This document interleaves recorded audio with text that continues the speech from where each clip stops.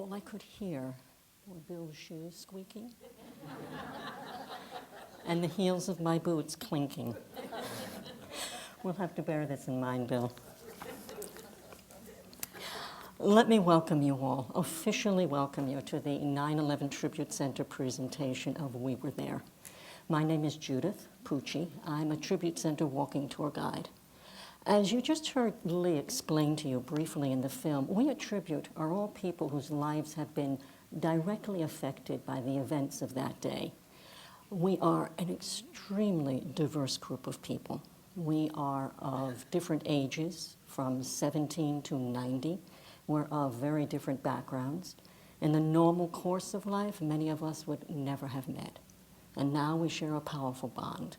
And Tribute is our home base. It's where we find support, and it's where we tell our stories about what that day was like from the inside. So this afternoon, you are going to be hearing two of these stories.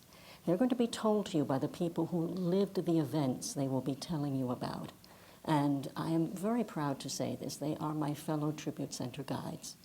Next to me is Bill Spade, and then we have Joe Arcieri. Joe says Arcieri, I say Arcieri. Since we're talking about Joe, Joe began working at the Trade Center in 1986, correct? He worked for the financial services firm Morgan Stanley.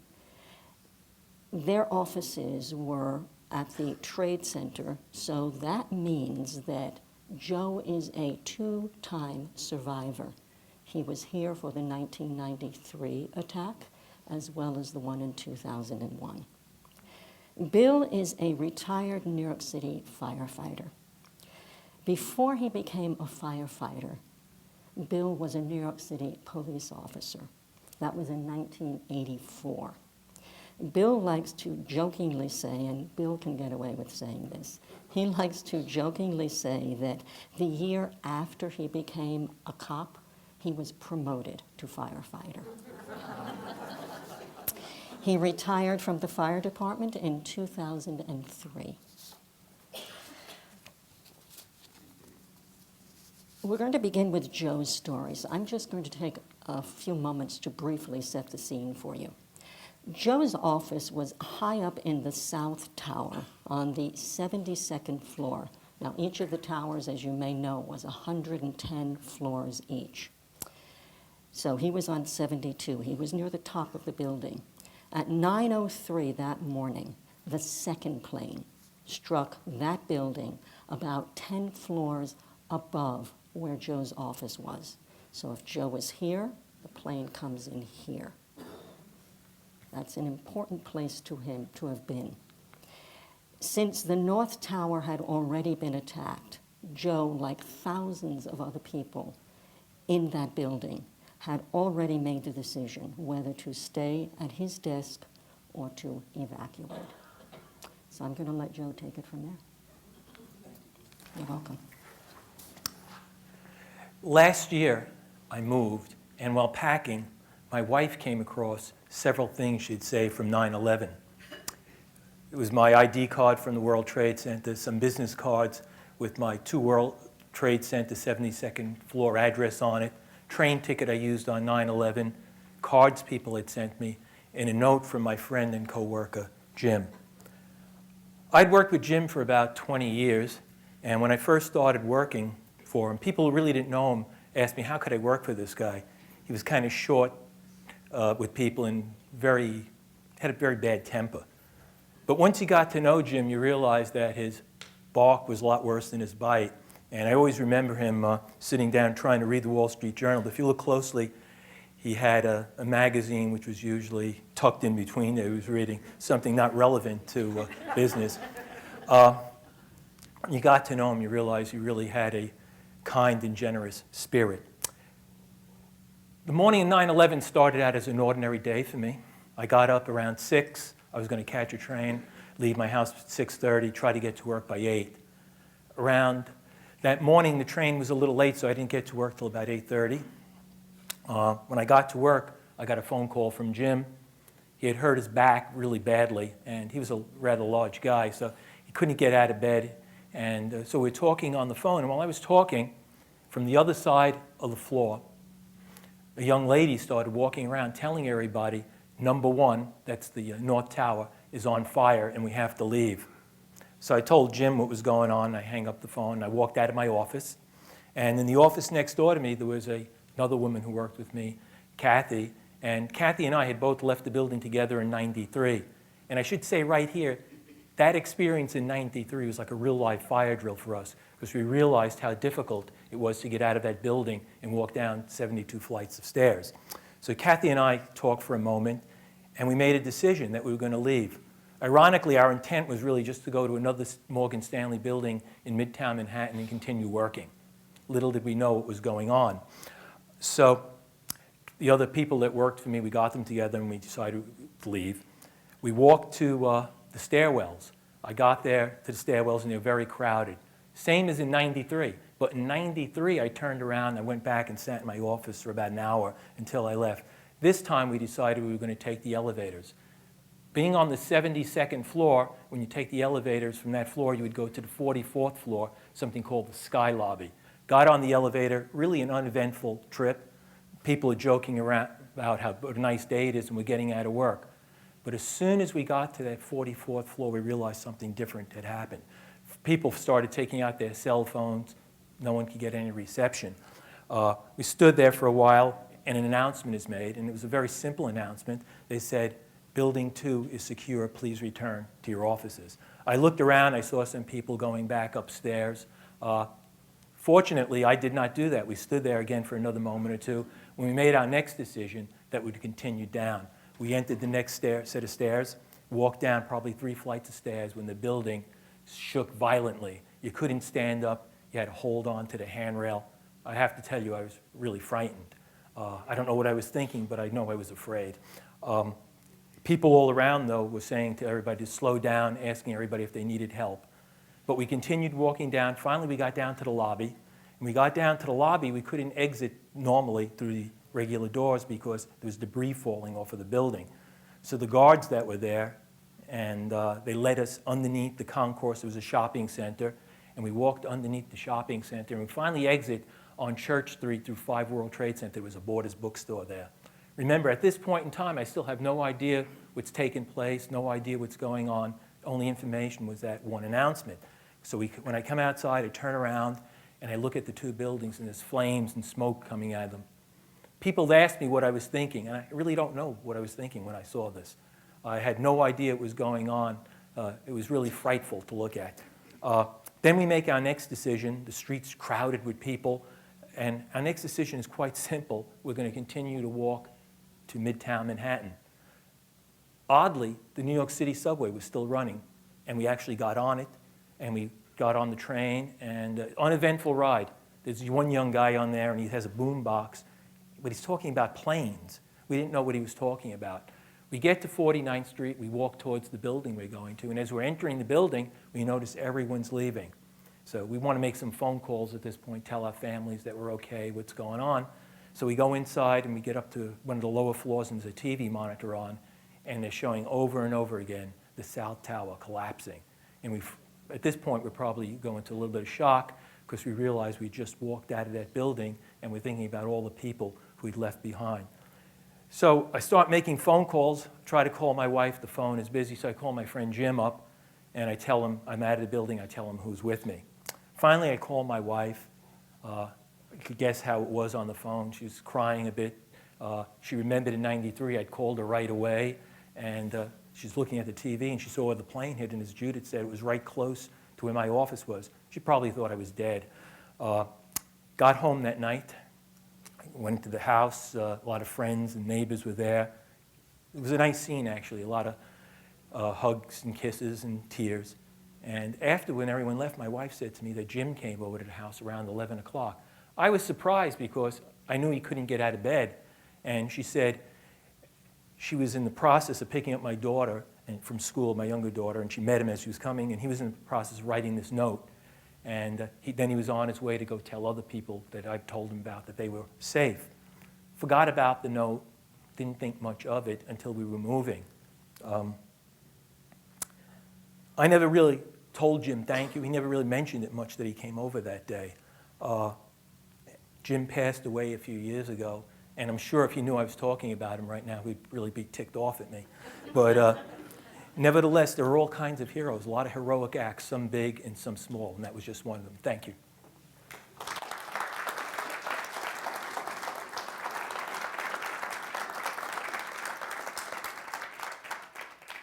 Joe was one of about 20,000 people that safely evacuated the Trade Center that morning. Not many people realize that that many people made it out pretty much whole and healthy that day. 13 of Joe's co-workers, however, were not among them. Now, like Joe, Bill is a survivor, but the paths that each of them took that day were extremely different. As Joe was very wisely leaving the towers, Bill was racing into them. He did that because it was his job. And because he did his job, there are people who are alive today. I'll let you take it from there, Bill.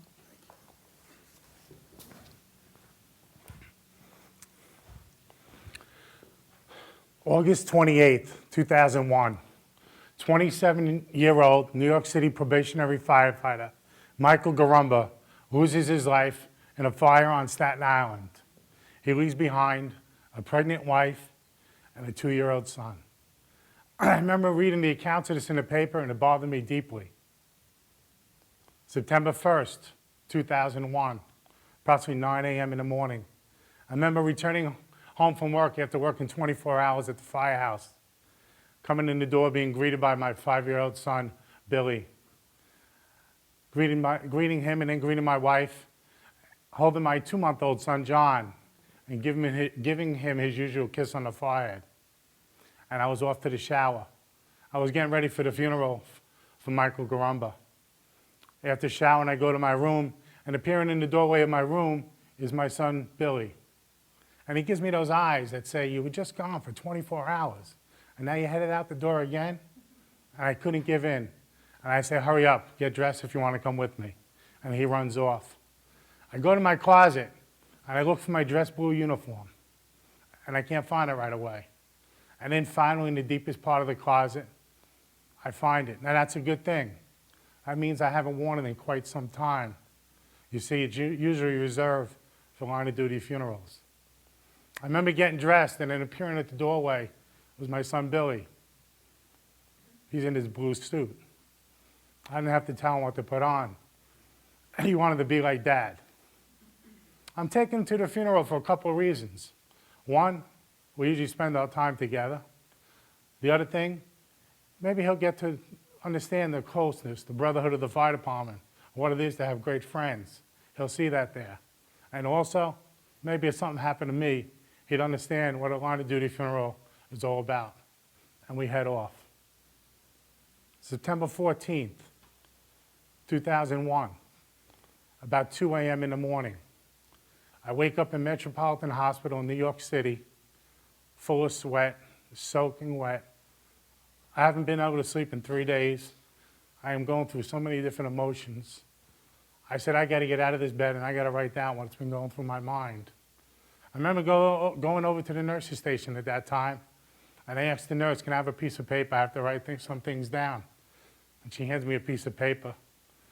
I laugh, and I say, no, I'm going to need a tablet. And she gives me a bunch of paper, and I sit down by her at the nurse's station. I begin writing. And again, I don't start with the events of September 11th. I start with Michael Garumba and his funeral. It still bothered me. And then I get to September 11th, 2001, about 7:30 in the morning. When I show up for the firehouse, a Rescue 5 on Staten Island. Walk in the door, the music playing, say no more, Dougie Miller's working. There's a dozen bagels there, and French vanilla coffee made. Nicky Russamondo brings it in every time. Joey Miscali is cooking French toast at the stove. Taz, the little guy, brings in a little pound cake. And my good friend Mike Fiore is working. It's going to be a great day, so we think. And then I sit down at the table, and moments later, the alarms go off, and we're headed out for the Trade Center. I remember entering the borough of Brooklyn, and just before we could enter the tunnel, watching the second plane strike that north-south tower, and a huge ball of fire. Eventually making our way through the tunnel and arriving in New York and seeing all the body parts and all, and knowing this is going to be like nothing else. Making my way to the North Tower, where I begin to operate on the second floor. Helping evacuate people 200 feet to your right, down the stairs, you're out the building. Good job. This going on for quite some time. And then hearing a loud noise from above, knowing something is collapsing, I jump in the stairwell. The noise gets deafening. Everything goes black. I said, well, this is going to be it. And then I'm still alive. And then I hear people screaming on the other side of the door. Help, help. And trying to get the door open, and apparently trapped in that area. And with the help of an emergency service cop, John DeLara, he and I began to force open that door, and we get it open. And we go out in that area and recover about 15 people, eventually leading them to the staircase. And then he and I go back and light up the area with our flashlights as people are walking by. And again, we're beginning to evacuate. And in the middle of all this, he says to me, you know, I have a wife and 2 kids, 2 boys. I said, me the same. And that's what we're talking about for the next 15, 20 minutes in the middle of all this. Lighting up the area and talking about our families. And then when it seemed like there was no one else left in that tower, we decided we're going to leave. We're not outside the North Tower 30 seconds, and we hear it coming down on top of us. I take 1 step towards the window. I'm picked up and blown about 40 feet in the air. I remember smashing against the wall, climbing into a window in 6 World Trade Center, hiding under a desk, starting to get buried. And that's when, like that, I said goodbye to my wife. I said goodbye to my son, Billy. I said goodbye to my 2-month-old. And with that, I said, you'll never know your dad. Let me tell you, that hurt like hell. And then it was over. I was still alive, buried amongst all the debris, putting a finger in my mouth so I can create an airway to breathe, and eventually making our way out and down onto the street, going down Survivor Staircase. I remember reporting into a police chief, saluting him, saying, Chief, there's been a collapse. I've lost some men. And him telling me, we've lost a lot of men here today. Get in an ambulance and get out of here. And that's how I wound up in Metropolitan Hospital. I remember getting a call that night from my brother-in-law. He's in Rescue 5 also. Him telling me, Bill, did you get the news? I said, no, what news? He said, all the guys are gone. I named everybody I was working with that day, 12 of us. I was the only one to survive. Hanging up with him, calling my wife calling me. And she's saying to me, did you get the news? I said, I did. She said, what about the other news? I said, what other news? She said, your Uncle Joe was on Flight 93 that went down in Pennsylvania. I remember telling her, give me any bad news you got. It was the first day of school. Maybe my kid failed out. I'd be good with it. But no. I remember the last sentence I wrote was, may I never, ever, ever have to tell this story ever again. I remember getting home from the hospital. Getting home and the block was filled with cars. Little did I know those people were in my house. Being greeted by my wife in the driveway. My son Billy, hesitant because of my injuries, to come up to me. But I told him I'll get better. Him giving me a hug. And then making my way to the back bedroom where my son was sleeping. I remember lowering the rail on the crib, leaning down and giving him a kiss on the forehead, as I always did. And I said, I'll be here for you as long as I can. I'm still here. Unfortunately, for over the next 3 months, every time I opened my closet, staring me right in the face was that dress blue uniform.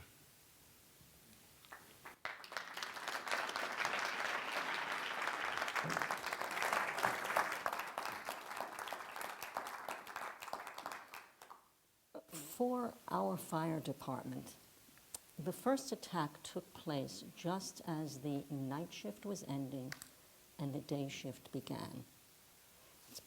Oops. Thank you. It's because of this overlap, night shift and day shift, that so many firefighters responded so quickly and came down here.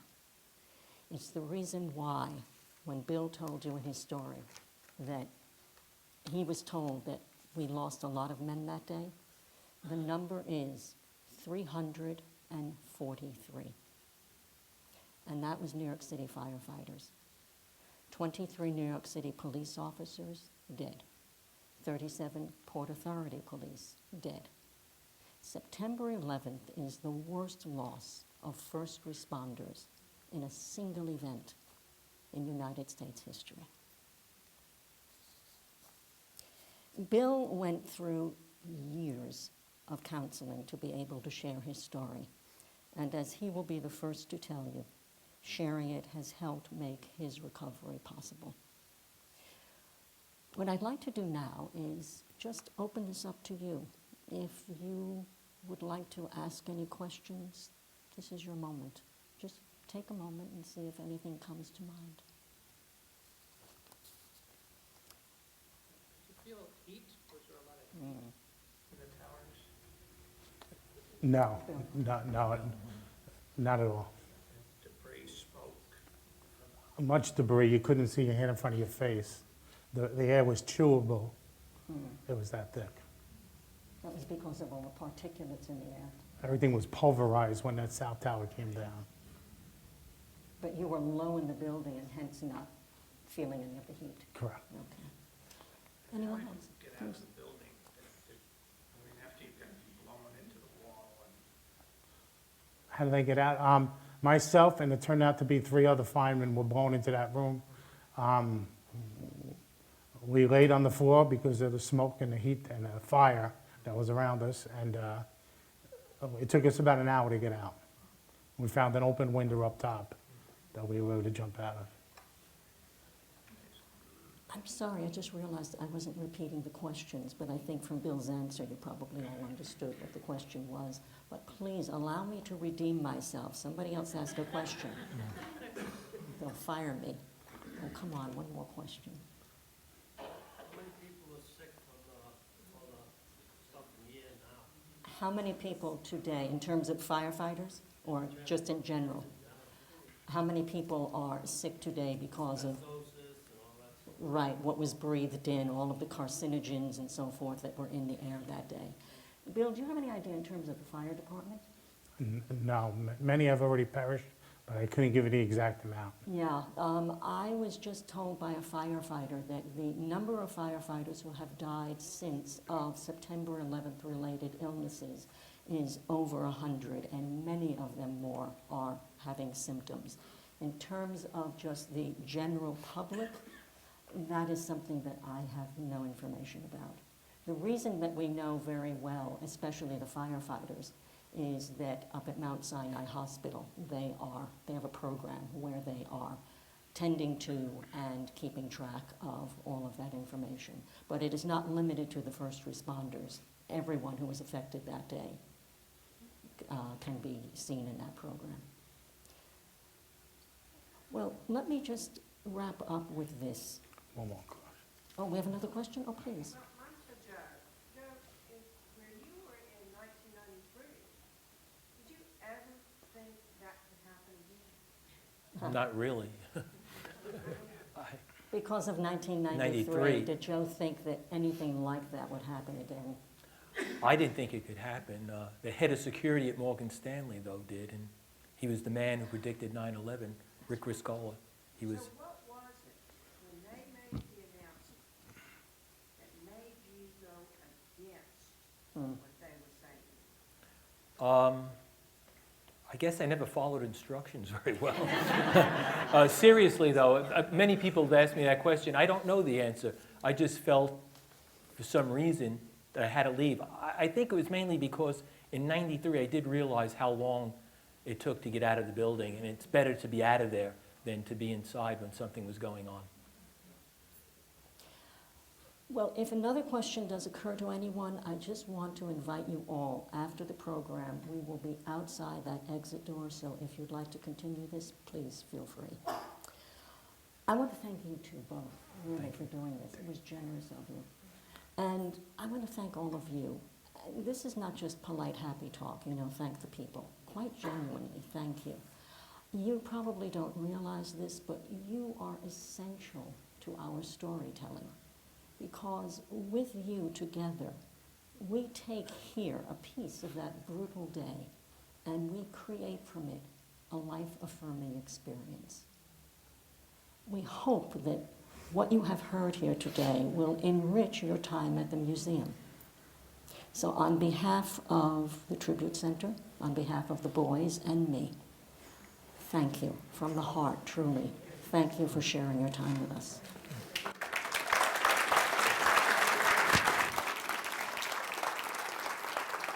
And thank you. Thank you very Or was much it to our you? speakers. They are happy to continue the conversation outside.